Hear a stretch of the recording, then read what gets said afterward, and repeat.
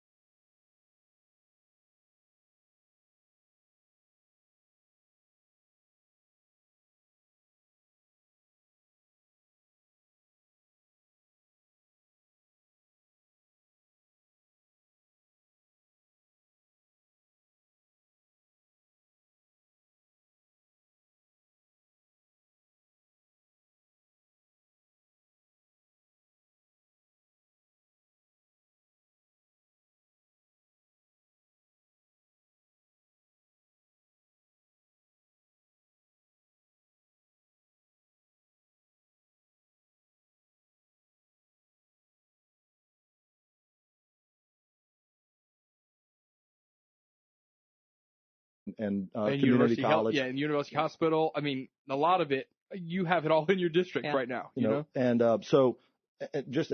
I invite everybody to look on the internet for all the stories that have been actually published. There's a lot of detail out there about what happened, why we got there, and how we fixed it. And I'll just give you the 30,000 foot level first. So we had 900 million, and it was actually about 940. We ended up having about $300 million in cuts. Mm-hmm. That was governor's executive cuts. That was a joint legislative cut, and that was directly out of the House cuts. So it totaled about $300 million of cuts and non-funding of certain things. Then there was about $300 million in one-time money, which obviously we don't like to do that because it's not good policy. But this was a rainy day. You know, as I look outside, this situation was a rainy day, and we used non-coastal BP funds as well. Then we had the $300 million in new revenue, primarily the sales tax. And, you know, there was, I think, let's say there was 20 different sales tax, different tax options available. I think I voted against, 19 of the 20, so it was kind of disheartening when anybody was given a misimpression of or misinterpretation of what was going on down there. The sales tax was the only option out there that was pretty much applied to every person and was I would say a way to avoid any income tax changes. Right. I wanted to fight to keep income taxes lower, to make sure that we remain competitive from a business standpoint. Every oil and gas company knows out there knows that they're going through some tough times right now. And if you start affecting, the way that they do business, it'll hurt a lot worse. And be a lot more directed to the people that are hurting out there. You're preaching to the choir. My husband lost his job a week and a half ago. He's oil and gas. He lost his job. I feel it. I know what you mean. So the sales tax was an option out there. And one thing I wanted to mention on air was that we purposefully put one of the most conservative members in the legislature, Cameron Henry. This is the guy who holds the seat that David Vitter held, that Steve Scalise held, and this was David Duke's selection for Speaker of the House, who didn't get it, but he was in charge of the cuts. Cameron Henry, he could find no more cuts to apply to this year. He brought in every person. He even brought in John Kennedy. John Kennedy, in his testimony, said that we can cut no contract that would apply to this fiscal year. So all of the rhetoric about the cutting of the contracts was misleading to the public. And, obviously we're doing our best. I mean, but for the Republicans in there, we wanted to make sure that we maintain leverage for structural reform. So, we've got these tax organizations out there that said that this is not the greatest tax policy on the sales tax side. We said, well, fine, but we want to maintain leverage so that we get the structural reform that we want in government. And we believe that we struck the right balance to get that reform done in the next 18 months. We have a report that's due in September from a commission we started on all of these different areas of structural reform, tax reform, pension reform, capital outlay reform. We're talking guys that have been in the legislature for 8 years who are subject matter experts on some of these reform measures that Bobby Jindal would not get off the table. Okay, conservative members. And here now we've got movement on it. We made a significant amount of progress, and now it's on us. There's no question it's on us.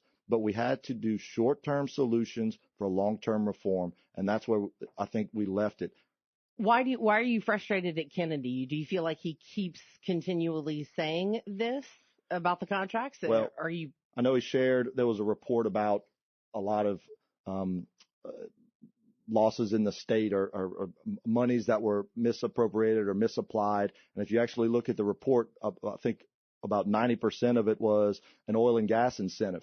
So, I'd say that if he came over here and actually said to Lafayette, to my district, that I don't like that oil and gas incentive that your guys took advantage of in order to incentivize the oil and gas exploration, I doubt that the people in Lafayette would think that that was a bad way to handle things. And yet that's what Kennedy, the type of rhetoric that he was using to say that the government is being operated inefficiently.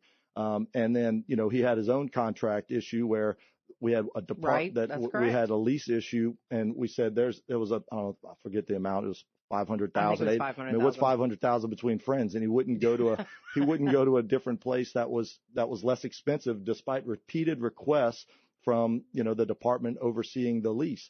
So that exemplifies some of the problem when you've got the guy that's saying you're not doing enough, who's not actually taking advantage of some of the less expensive options that are presented to him on a government accounting basis. So going forward, we're talking about this short term, and we're going to have to take a quick break and come back. But going forward, is there ever going to be a way in place or a measure in place where we can see every contract, or maybe the wider House or the Senate sees every contract and can approve it?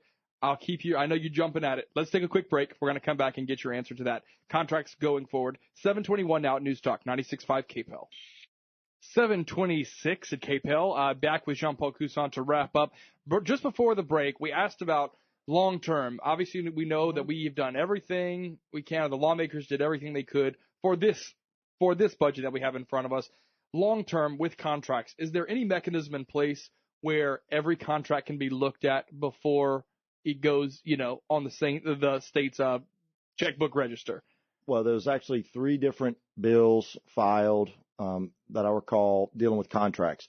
One of them was an across-the-board cut, 15% shall be cut from the contracts, and I voted for it, but it didn't go anywhere because it wasn't the best bill out there to get to the root cause of these contracts, because some of these contracts are federal contracts. They're contracts, so you can't just cut them. They have to be analyzed, figure out whether or not they can be cut. That didn't pass, okay? But then we did pass out of the House. We passed a sunshine bill that would have required every contract to be publicly disclosed. That was from Jay Morris, Republican up in Monroe. That bill got out of the House. I voted for it, and it died in the Senate. Okay. I haven't had time to follow up to find out why it just killed in the Senate. The third contract bill filed by Lance Harris, who's the Republican delegation leader, and I think it was filed as a resolution, basically saying that we want everyone to come to the table, every vendor to come to the table and justify why their contract should stay the way it is, and all these different departments come and justify why those contracts should stay, and the same thing with the governor.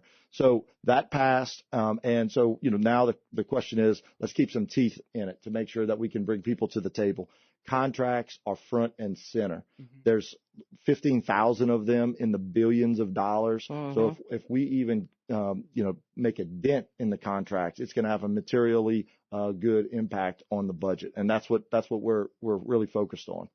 Okay, outside of fiscal issues for the regular legislative session starting Monday, anything that kind of jumps right out at you that you think might actually do some good just overall in the state, maybe?